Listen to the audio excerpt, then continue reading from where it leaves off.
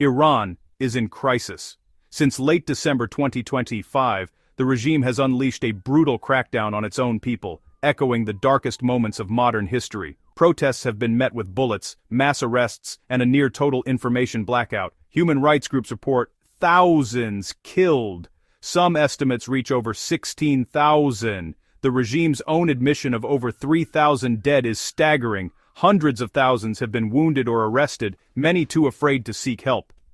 Prisons overflow with detainees, facing torture and the threat of execution.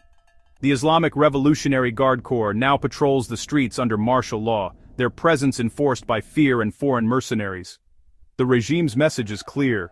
Dissent will be crushed at any cost. Iran's rulers have declared war on their own people, determined to hold power no matter the human cost. The regime's response is calculated terror. The IRGC and Basij militia have been unleashed with orders to use lethal force. Snipers fire from rooftops, protesters are shot at point-blank range, mass arrests fill prisons notorious for torture and abuse, with reports of sexual assault and killings under torture. Even the most vulnerable are targeted, like Sholeh Sotude, a pregnant woman killed by security forces. Authorities seize assets of dissenters, sending a message that no one is safe. Martial law has turned daily life into a nightmare, with armed patrols and constant threats. The regime's goal: erase resistance through overwhelming brutality. At the heart of this struggle is a demand for freedom. Protesters want the end of the Islamic Republic and the birth of a secular democratic Iran. Their courage is extraordinary. They face live ammunition, risking everything for dignity and self-determination. Women lead the call for rights, demanding an end to compulsory hijab and discrimination. The movement is fueled by decades of repression, economic collapse, and lost hope. Protesters want free elections, freedom of speech, and a government that serves its people. They see the regime as an occupying force and risk death for a future worth living. Their plea for help is a desperate call to a world that has largely looked away. The IRGC is not Iran's army. It's the regime's enforcer, answerable only to the supreme leader. It controls vast economic and military power, crushing dissent with live ammunition and mass arrests. The IRGC's loyalty is to the regime, not the nation, and its commanders profit from the system they uphold. Some warn the worst outcome is direct IRGC rule, a military dictatorship. The IRGC's existence depends on the regime's survival, making the protesters' demands existentially threatening. They have shown they will kill thousands and import mercenaries to maintain their grip on power. As Iran's regime wages war on its people, the world looks to the US and President Trump. Trump's promises of support and military posturing have given protesters hope, but decisive action has not followed. A US carrier group is in the region, and threats have been made. But intervention remains uncertain.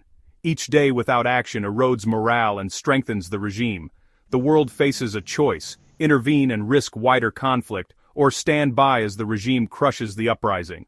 The stakes are immense. The bor, i.e., the var, for, and for, the dar, i.e., of our millions and the future of the Middle East hang in the balance. Time is running out. The world's silence is deafening. Major media have relegated Iran's crisis to the background. Skepticism greets casualty reports, while governments offer only muted concern. Economic interests and fear of conflict outweigh human rights. The regime's blackout makes reporting dangerous, but that's no excuse for inaction. This apathy emboldens Tehran and betrays democratic values. The Iranian people feel abandoned by the world and the institutions that claim to defend freedom. Their fight is not just against the IRGC, but against global indifference. Their voices are being drowned out by a world that refuses to listen. The regime's internet blackout is its most effective weapon after bullets. By cutting off communication, it prevents organization and hides atrocities from the world. Information trickles out slowly, giving the regime control over the narrative. Iranians are isolated, trapped in fear and uncertainty. If the world remains silent, the uprising will be crushed and repression will deepen. The time for passive observation is over. Governments must impose sanctions on the IRGC and help Iranians break the digital blockade. We must amplify the protesters' voices and keep their struggle in the global spotlight. The people of Iran have shown immense courage. We must not abandon them now.